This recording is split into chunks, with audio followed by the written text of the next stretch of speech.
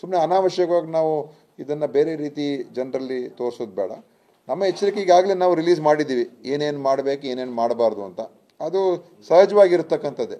ಅಂದರೆ ಯಾರಿಗಾದರೂ ಹೆಚ್ಚು ಯಾರಿಗಾದರೂ ಸಿಂಪ್ಟಮ್ಸ್ ಇದ್ದರೆ ನೀವು ಹುಷಾರಾಗಿರಿ ಮತ್ತು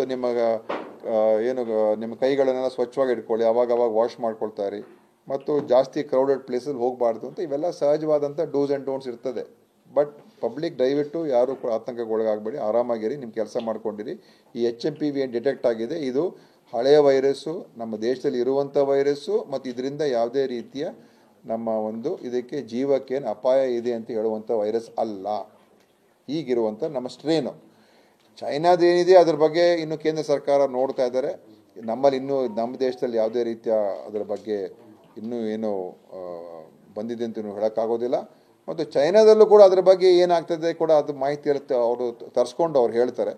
ಸೊ ನಾನು ಇಷ್ಟೇ ನಾವು ಸಭೆಯಲ್ಲಿ ನಾವು ಚರ್ಚೆ ಮಾಡಿ ಹೇಳಬೇಕಾಗಿರುವಂಥದ್ದು. ಬೇರೆ ಏನಾದರೂ ಪ್ರಶ್ನೆ ಇದ್ದರೆ ನೀವು ಕೇಳಿ.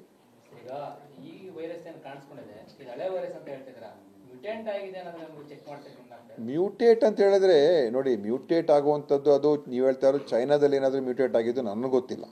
ನಮ್ಮಲ್ಲಿರುವಂಥ ವೈರಸ್ ಏನಿದೆ ಇದನ್ನು ಏನು ನೋಡಿ, ಮ್ಯೂಟೇಟ್ ಆಗಿ ಇದು ಒಂದು ರೀತಿ ಅಪಾಯಕಾರಿಯಾದಂಥ ವೈರಸ್ ಆದರೆ ಅದು ಅವಾಗ ಏನಾಗ್ತದೆ, ನಮ್ಮ ಕೇಸಸ್ಸು ದಿಢೀರಾಗಿ ಹೆಚ್ಚಾಗ್ತಾ ಹೋಗಬೇಕು, ಅಥವಾ ದಿಢೀರಾಗಿ ಎಲ್ಲೆಲ್ಲೋ ಕಡೆ ತುಂಬ ಜನ ಇದಕ್ಕೆ ಇಂಥ ಹೊಸ ಕಾಯಿಲೆಗೆ ಒಳಗಾಗ್ತಾ ಇದ್ದಾರೆ, ಅವ್ರಿಗೆ ಯಾವುದೇ ರೀತಿ ಅವ್ರಿಗೆ ಗುಣಮುಖರಾಗ್ತಾ ಇಲ್ಲ, ಅವ್ರಿಗೆ ಸಮಸ್ಯೆಗಳು ಬರ್ತಾ ಇದೆ ಅಂತ ಎಲ್ಲಾದರೂ ಕೂಡ ಒಂದು ವರದಿ ಬರಬೇಕು, ಒಂದು ಮಾಹಿತಿ ಬರಬೇಕು. ಎಲ್ಲೂ ನಮ್ಮ ದೇಶದಲ್ಲಿ ಎಲ್ಲೂ ಆ ಥರ ಇಲ್ಲ.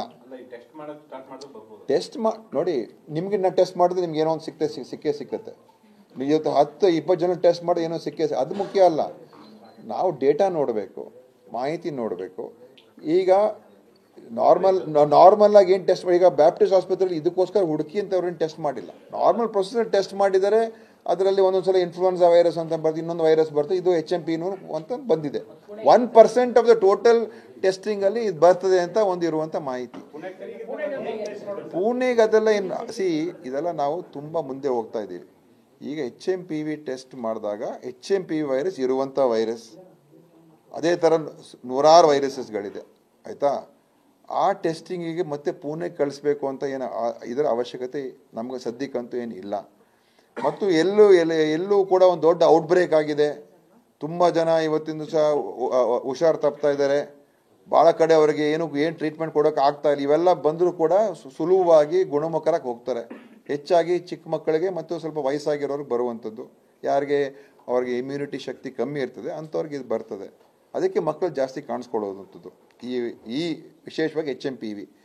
ಸೊ ಈ ಥರ ಇರೋದ್ರಿಂದ ಸದ್ಯಕ್ಕೆ ಎಲ್ಲೂ ಕೂಡ ದೇಶದಲ್ಲಿ ಈ ಸಮಸ್ಯೆ ಇದೆ ಅಥವಾ ಏನೋ ಈ ಥರ ವಿಶೇಷ ಹೊಸ ಮಾಹಿತಿಗಳಿದೆ ಅಂತ ಎಲ್ಲೂ ಕೂಡ ನಾವು ಹೇಳೋಕ್ಕಾಗ್ತಾ ಇಲ್ಲ.